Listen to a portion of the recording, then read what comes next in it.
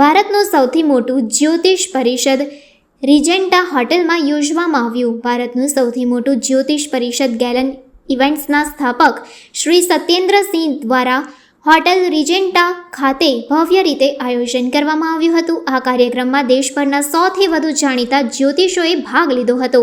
આ પ્રસંગે સુશ્રી લીના ઠક્કરને કાર્યકારી વિશિષ્ટ અતિથિ તરીકે આમંત્રિત કરવામાં આવ્યા હતા અને સમાજ માટેના તેમના વિશિષ્ટ યોગદાન બદલ તેમને સન્માનિત કરવામાં આવ્યા હતા. સુશ્રી લીના ઠક્કર હેલ્ધી કેમ્પસ એનજીઓની સ્થાપક અને અધ્યક્ષ છે. આ એનજીઓને અત્યાર સુધીમાં 30 પ્રતિષ્ઠિત એવોર્ડ્સ અને 100થી વધુ સન્માનપત્રો પ્રાપ્ત થયા છે. હેલ્ધી કેમ્પસ એનજીઓ યુવાનો, દિવ્યાંગો, મહિલાઓ, દ્રષ્ટિહીનો અને વરિષ્ઠ નાગરિકો જેવા સમાજના વિવિધ વર્ગો માટે કાર્યરત છે. તાજેતરમાં એનજીઓએ દ્રષ્ટિહીનો અને દિવ્યાંગો માટે નવી હેલ્પલાઇન શરૂ કરી છે. તેનો હેતુ એક સમાવેશી સમાજનું નિર્માણ કરવાનો છે. નમસ્કાર દર્શક મિત્રો, વડનગરી ન્યૂઝ ચેનલના સર્વે દર્શક મિત્રોને અમારા સપ્રેમ નમસ્કાર. મારું નામ લીના ઠક્કર છે અને હું હેલ્ધી કેમ્પસ એનજીઓની ફાઉન્ડર અને પ્રેસિડેન્ટ વાત કરી રહી છું. મને આપ સર્વે વ્યુઅર્સને જણાવતા ખૂબ જ આનંદ અને ગર્વની લાગણી થાય છે કે તાજેતરમાં જ વડોદરા ખાતે 20 નવેમ્બરના રોજ સયાજીગંજની એક જાણીતી હોટલમાં નેશનલ કક્ષાનો એક એસ્ટ્રોલોજી એટલે કે જ્યોતિષ શાસ્ત્રીઓનો નેશનલ કોન્ક્લેવ યોજાયો, જેના આ ઇવેન્ટના મુખ્ય આયોજક હતા શ્રી સત્યેન્દ્રભાઈ સિંઘ અને એમની ગ્લેમ ગ્લોરી કંપની દ્વારા આ ઇવેન્ટનું આયોજન વડોદરામાં પ્રથમ વખત થયું હતું. આ ઇવેન્ટની અંદર સૌથી પણ વધારે પ્રખ્યાત જ્યોતિષશાસ્ત્રીઓએ એમાં ભાગ લીધો હતો અને બધાને જ એવોર્ડથી એમના વિશિષ્ટ કાર્યો બદલ સન્માનિત કરવામાં આવ્યા હતા, જેમાં મુખ્યત્વે હતા શ્રી નયનભાઈ જોશી, જીગરભાઈ વગેરે પ્રખ્યાત જ્યોતિષીઓ તેમાં હાજરી આપી હતી અને પ્રસંગને શોભાવ્યું હતું. ફિલ્મ જગતની જાણીતી હસ્તીઓ પણ ત્યાં હાજર રહી હતી અને તેમના હસ્તે પણ એવોર્ડ્સ એનાયત કરવામાં આવ્યા હતા.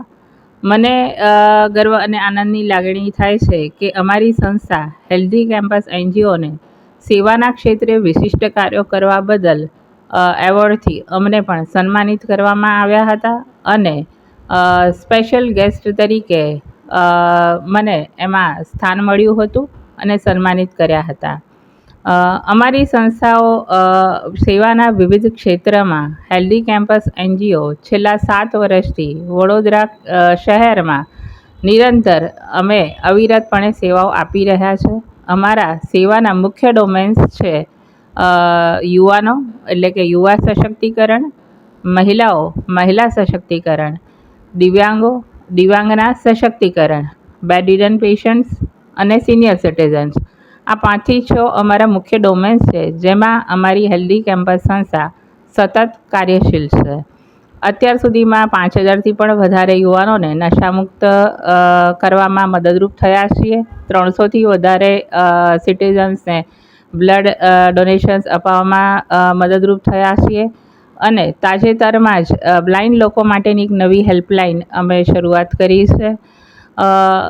આ દિવસ સુધીમાં અમારી સંસ્થાને 30થી પણ વધારે પુરસ્કારો, એવોર્ડ્સ અને સૌથી પણ વધારે સર્ટિફિકેશન્સ મળ્યા છે, જે અમારા માટે ખૂબ ગર્વની લાગણી અમને થાય. અને સાથે સાથે જ્યારે આ દિવ્યાંગના ક્ષેત્રની વાત કરીએ છીએ ત્યારે જાહેર જનતા અને ગવર્મેન્ટ સેક્ટર અને નોન ગવર્મેન્ટ સેક્ટર સૌને આજે એક મેસેજ આપવો છે કે વડોદરા શહેરની અંદર છેલ્લા કેટલાક વર્ષોથી દિવ્યાંગતાના ક્ષેત્રમાં ઘણું જ ઇમ્પ્રુવમેન્ટ જોવા મળે છે, પરંતુ હજી પણ કંઈક વધારે વિશેષ કરવાની જરૂરિયાત દેખાઈ રહી છે કે બ્લાઇન્ડના ક્ષેત્રમાં બ્લાઇન્ડ મહિલાઓ માટે ખાસ કોઈ જ અહીંયા ટેકનોલોજીથી સુવિધાથી સજ્જ હોય એવા કોઈ હોમ્સ જોવા મળ્યા નથી. તો અમે એ ગવર્મેન્ટ અને નોન ગવર્મેન્ટ સૌને એક અપીલ કરવા માગીએ છીએ કે વડોદરા શહેરમાં બ્લાઇન્ડના ક્ષેત્રમાં અહીંયા જેમ ઓલ્ડ એજ હોમ આપણે ખોલી રહ્યા છે એવી જ રીતે બ્લાઇન્ડ લોકો માટે કંઈક ટેકનોલોજીથી સુસજ્જ હોય રેસિડેન્શિયલ્સ એવા હોમ્સ શરૂ કરવામાં આવે જ્યાં તેઓને ફ્રીમાં તાલીમ સોફ્ટવેરની ટ્રેનિંગ્સ બ્રેલ લિપિની ટ્રેનિંગ્સ અને એમને બિઝનેસ કરવો હોય તો એ બિઝનેસ માટેના કંઈક ટ્રેનિંગ્સ પ્રોગ્રામ્સ વગેરે જેવા આયોજનો જો સરકાર અથવા તો પ્રાઇવેટ કંપનીઝ દ્વારા CSRના ભાગ તરીકે શરૂ કરવામાં આવે તો વડોદરા શહેરને ચોક્કસપણે આપણે એક સુગમ્ય શહેર અને એસેસિબલ બનાવી શકીશું એવી મારો એક નમ્ર અનુરોધ છે સૌને. તો આવો આજના દીપાવલીના શુભ દિવસે આ અમારો સંદેશ છે અને મેસેજ પણ છે અને સાથે અપીલ પણ છે કે આવો આપણે સૌ સાથે મળી અને એક પ્રજ્ઞાચક્ષુ વ્યક્તિના જીવનમાં કંઈક નવા દીવડા પ્રગટાવીએ, કંઈક નવી શરૂઆત આપણે કરીએ, એક નવી પહેલ આપણે બધા સાથે મળીને કરીએ. અમારો હેલ્પલાઇન નંબર છે 9429256715. આના પર જો આપ દિવ્યાંગ અને બ્લાઇન્ડ લોકોને મદદરૂપ થવા ઈચ્છતા હોય, સહયોગી બનવા ઈચ્છતા હોય તો આ નંબર પર આપ અમારો સંપર્ક કરી શકો છો. જય હિન્દ, જય ભારત, જય જય ગરવી ગુજરાત.